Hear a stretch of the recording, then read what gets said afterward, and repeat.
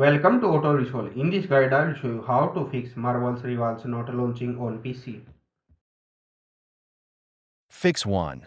Run as administrator. Step 1. Go to the game folder, right, click the game. X. Step 2. Click Properties, Compatibility, Run as administrator, apply, OK. Step 3. Launch the game. Fix 2.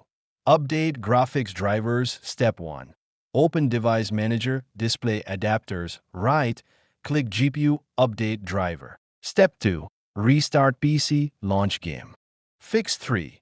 Verify game files. Steam. Step 1. Open Steam library, right.